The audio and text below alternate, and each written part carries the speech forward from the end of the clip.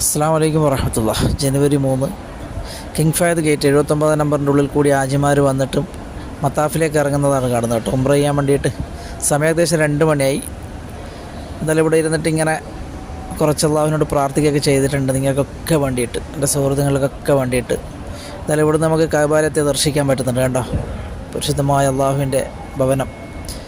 എന്തായാലും അള്ളാഹുവിൻ്റെ എല്ലാ അനുഗ്രഹങ്ങളും നമ്മുടെ കുടുംബങ്ങളിൽ എത്തിച്ചേരട്ടെ. അതുപോലെ പ്രയാസങ്ങളോ ബുദ്ധിമുട്ടുകളൊക്കെ അനുഭവിക്കുന്നവരുണ്ടെങ്കിൽ പടച്ചവൻ അവരുടെയൊക്കെ എല്ലാ പ്രയാസങ്ങളും മാറ്റി അവരുടെ കുടുംബത്തിൽ നിന്ന് സന്തോഷം എത്തിക്കണമെന്ന് പ്രത്യേകം ഈ അള്ളാഹുവിൻ്റെ മഹനീയ ഭവനത്തിൽ വെച്ചിട്ട് ഈ സമയത്ത് ദുആ ചെയ്യുകയാണ്. നിങ്ങളൊക്കെ ആമീൻ പറയുക.